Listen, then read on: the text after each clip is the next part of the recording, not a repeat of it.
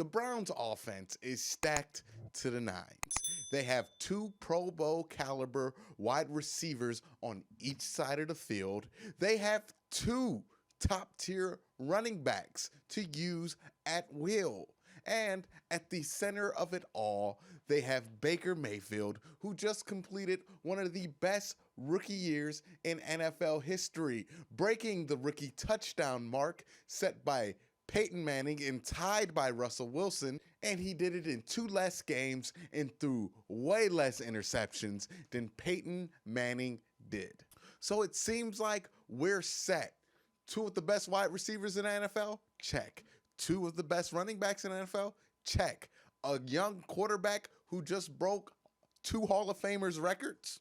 Check. So on the surface, it would seem like there is nothing to worry about with this offense in 2019. And you know what? That's true. We got Odell, you don't. Hashtag Super Bowl, Super Browns. Thank you for watching. Hit that like button, hit that subscribe button, and this has been an episode of Post Weekend. Okay, yeah, so there might be something to be worried about this season when it comes to the offense. The thing that keeps coming up in my mind when I think about what I should worry about is this ideal of bottlenecking. Now, full disclosure, I'm kind of a nerd. Like, I'm a nerd who's built his own computer before. And when building a computer, you can buy all the top of the line parts that your heart contents. But if you choose to save money in the wrong part of your build, then you can have something that never comes close to reaching its full potential. A box of disappointment. And right now, the Browns certainly have some of the highest quality parts in all of football. Just look at that roster on offense. But when you're looking at this offense and you look deeper than just the skill players and the flashy additions, you see that there are 2 very important positions that can very easily bottleneck this offense. And that is offensive line and tight end. Now, before I jump into this, I'm not saying that the offensive line or the tight end group is bad. I'm saying that there is a lot of proven commodities on the Browns offense, especially at the skill position. But when it comes to 2 of the most crucial position groups, there are a lot of questions in terms of what caliber of play you're going to receive there. See, the offensive line is like the main board of the computer. It allows all of your fancy and expensive parts to talk to each other and to function. And just like if your computer has a bad main board, it becomes a very expensive paperweight. If your high-powered offense has a terrible offensive line, then you become the Cincinnati Bengals. What has me worried about the Browns' offensive line, even though they played well at the end of last season, is that there is only 2 known and proven studs on that offensive line in Joe Bitonio and J.C. Tretter. And both of those players have had a concerning history of injury. Now, to their credit, the last 2 years, they've both played full seasons. But if you look before that, you'll see where their injury-riddled reputation came from. Joe Bitonio got injured 2 years back-to-back. J.C. Tretter, same thing. And it's only a huge concern because this offense, this team, cannot afford to have either of those players go down for any amount of time, because right now we don't have any truly suitable backups that can replace a player of especially Joe Bitonio's caliber. But let's look at the left side of this offensive line, and you'll find Greg Robinson, who has a great pedigree. He was the 2nd pick in the draft. He was somebody who was meant to be a road grader and a dominator as an offensive tackle, but he never panned out with the Rams. And then he tried to stick on at Detroit, and he just didn't work out there either. So he came to the Browns hoping just to make the team, honestly. But at the midpoint of the season, the struggling Desmond Harrison got hurt and they replaced him with Greg Robinson. And when Greg Robinson stepped into this offensive line, the story of this offensive line changed dramatically. It went to one of the worst offensive lines in terms of sacks and QB hits in the first half of this season to becoming one of the best offensive lines in terms of protecting their quarterback. And sure, maybe all the credit doesn't belong to Greg Robinson. Maybe some of it belongs to Greg Williams or Freddie Kitchens. But whatever happened, happened. And it just so happened that it happened when Greg Robinson was the left tackle on that offensive line. So while I personally have no idea how much Greg Robinson impacted that offensive line truly, it can't go unmentioned what his impact seemingly was on that offensive line. And you have to ask yourself a question when something like this goes down, is this just a dude who happened to have 8 games just go perfectly right for him? Or is this a result of coaching, or maybe Baker instilling confidence in him, or whatever that helped him finally reach his potential? The odds are good on both sides. It's a complete crapshoot. I think it's time that we kind of hit on the right tackle situation for the Cleveland Browns. Right now, Chris Hubbard is starting. And Chris Hubbard, in one word, is aight. You know, he's not great, but he's aight. I think the Browns are going to have Desmond Harrison try to compete with him at right tackle because, yes, Desmond Harrison showed signs of greatness at left tackle, but he also showed that he might not just be ready for left tackle in the NFL at this moment. And I think it would be a smarter move for the Browns to move him to right tackle, where he doesn't have to be the blindside protector, where if he gets bull rushed, it's much easier for Baker to see that and step up so it doesn't cause so much commotion. And you might be able to get somebody who performs better than I out there.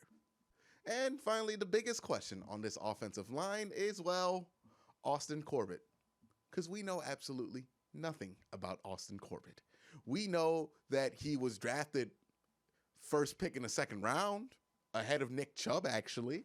But, you know, we know he went to Nevada. But after that, it's like we don't really know about what this guy is as a pro. Because, one, he ain't play at all last year. And that's not his fault. He plays offensive guard. He is a natural offensive guard. He's going to play nothing but offensive guard in the NFL. And last year, he had 2 of the best offensive guards in the NFL, starting at left and right guard. So he had no shot to play in his rookie year. That's not his fault. The only thing we know about Austin Corbett, honestly, is that John Dorsey felt comfortable enough with him to trade Kevin Zeitler and allow Austin Corbett to play. So, huge question mark. Have no idea what we're gonna get out of him.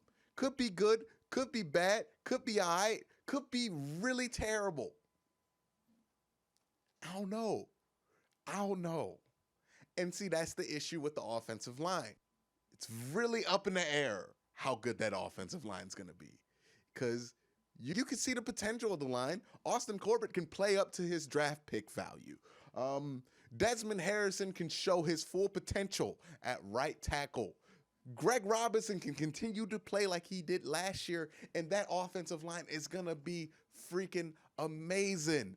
But also, on the flip side, just to be fair, I'm not trying to be negative, you can see Greg Robinson being the Greg Robinson that he was for 2-3 years in the league before he came to Cleveland. You can easily see that Austin Corbett doesn't pan out, that Desmond Harrison doesn't pan out at right tackle, and they're forced to start the Chris Hubbard, and God forbid, an injury happens to one of the core 2 linemen that you have on the field, and you're forced to start Eric Kush. Browns fans, when you go to training camp and you go to all the preseason games, because you know that's what we do, Cleveland dog check, baby. But when you do that, don't get distracted by all of the cool new candy that's over there. Odell making one-handed catches, Greedy Williams and Denzel locking up dudes. Don't pay attention to all that jazz over there. What I think we should really pay attention to in order to figure out what this team is truly going to be capable of is take a real deep look into some of these offensive linemen and see how they're going to perform for this season.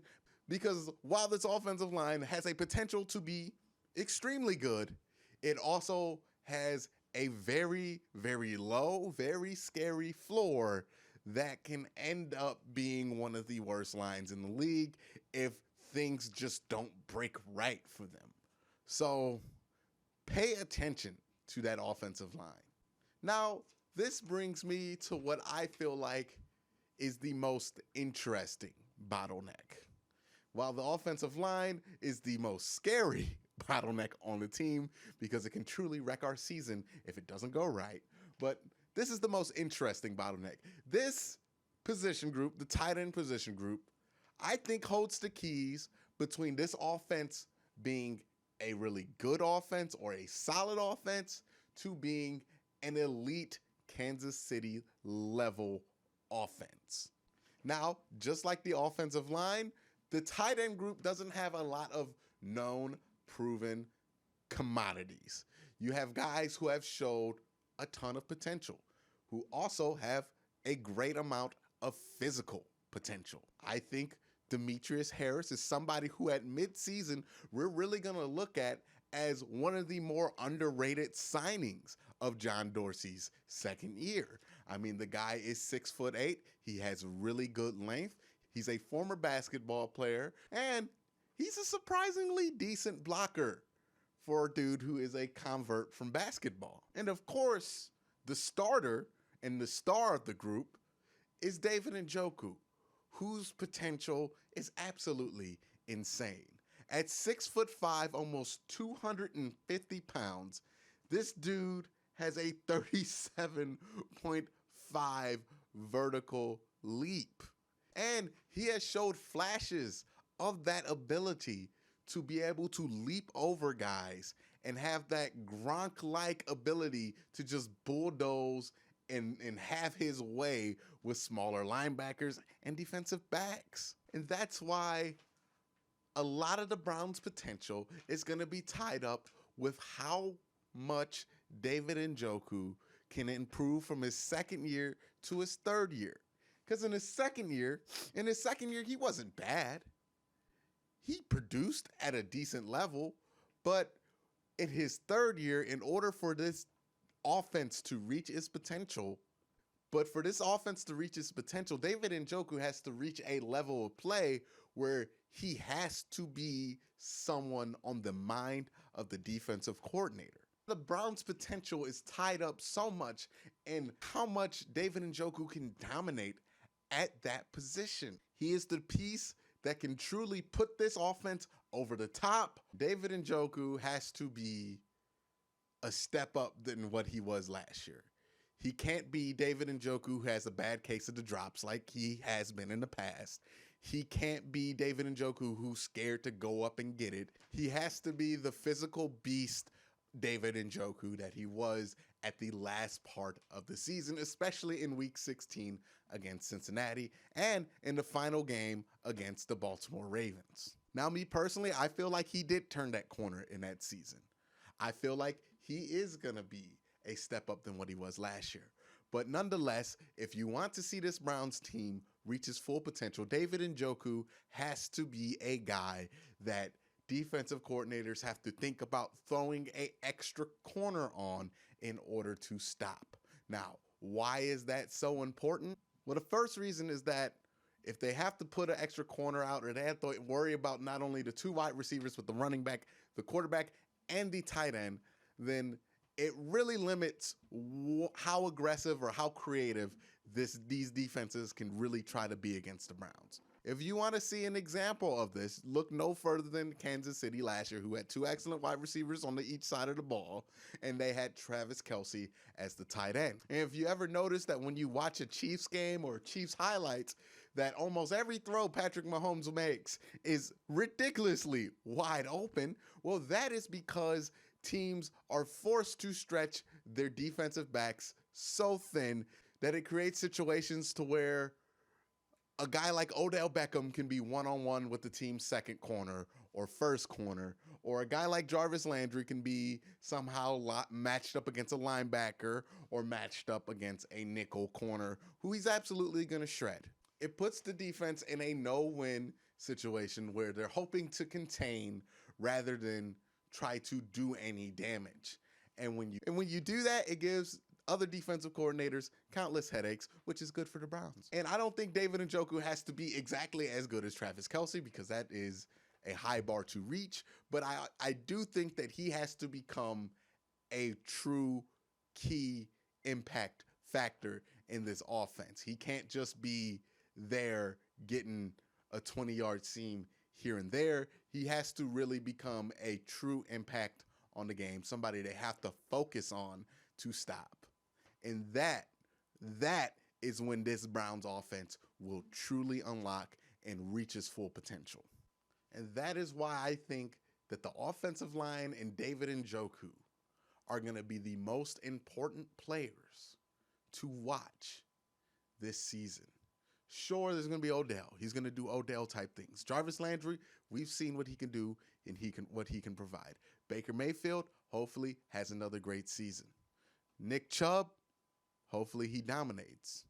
But David Njoku is the guy that if he takes that next step, this team could start to do some true damage on offense.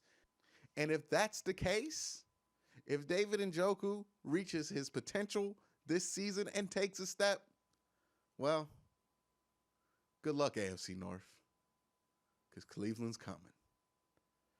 All right, guys, that's going to be it for this week's post-weekend wrap-up. Hope you guys enjoyed the show. Let me know in the comment section down below, are you worried about the Browns' offensive line, or do you think that I'm tripping, basically? Are you worried about David Njoku's ability to take the next step, or do you think it won't matter because they're going to be so preoccupied with Odell Beckham and Jarvis Landry and the two running backs in the backfield, and of course Baker Mayfield? Again, thank you guys for watching. Please hit that like button, hit that subscribe button. If you really like me, consider dinging that notification bell. If you have a buck or two to spare, please consider donating to my Patreon. A buck or two a month keeps the lights on in the studio. Thank you so much to those who have already joined the Patreon family. If you just want to share this video, that is appreciated. But again, guys, thank you for watching. Thank you for sharing. Thank you for liking. Thank you for commenting. Thank you for just being here. And have a good day or night or